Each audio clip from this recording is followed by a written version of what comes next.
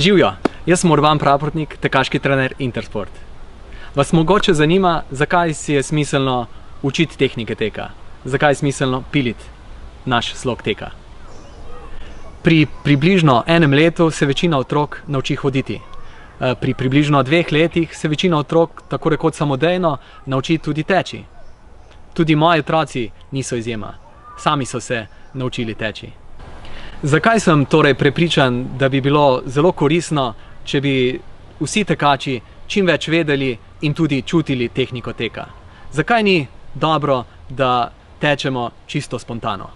Že več kot 20 let se ukvarjam s tem vprašanjem. V tem času sem pomagal k boljšemu teku že več kot 4000 tekačem.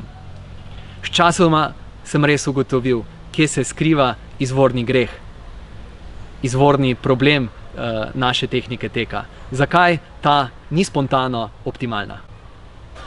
Morda je najlažje to predstaviti, ta problem, ta izvirni greh, pri sedenju. Če se jaz usedem, pokončno, le toliko časa, dokler želim tako sedeti. Če na to ne mislim, bo telo izbralo malo drugačen slog sedenja. Čez 10 do 15 sekund, brez razmišljanja, bo telo izbralo takšen način sedenja. Zakaj? Zato, ker je to bolj varčen način sedenja. Manj mišic dela in zato se varčuje z energijo. In ta varčevalni program se pojavlja povsod, pri vseh držah, pri vseh gibanjih. Vedno telo išče način, kjer bo lahko nekako z manjšo vključenostjo mišic opravil določeno stvar. In to je enako pri teku. Problem pa je, da ne tečemo več tako, kot smo tekli včasih. Naši predniki v paleolitskem obdobju, to je 95% našega časa obstoja človeka, anatomsko modernega človeka, so ljudje, naši daljni predniki, tekli, hodili vsak dan velike razdalje, med 6 in 16 km. V tem času pa niso tekli po asfaltu, niti ne po makadamskih poteh.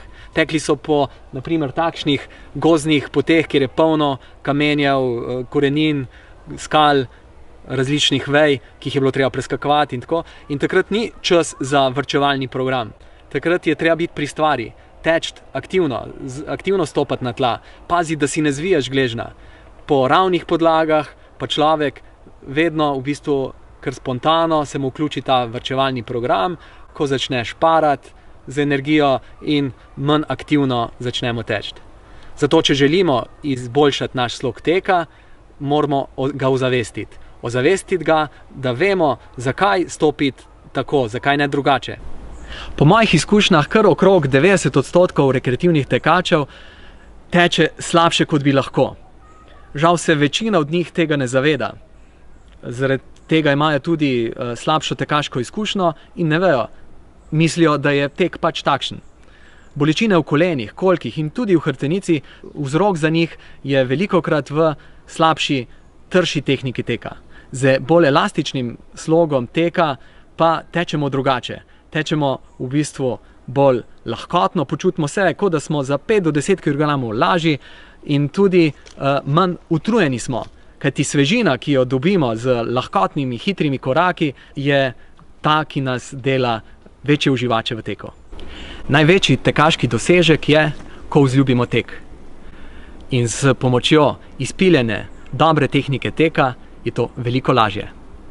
Vabim vas na moje tekaške delavnice, 3-urne tekaške delavnice ali na individualni trening tehnike teka, pa tudi na skupinske treninge, kjer se trudimo tudi izboljševati naš slog teka.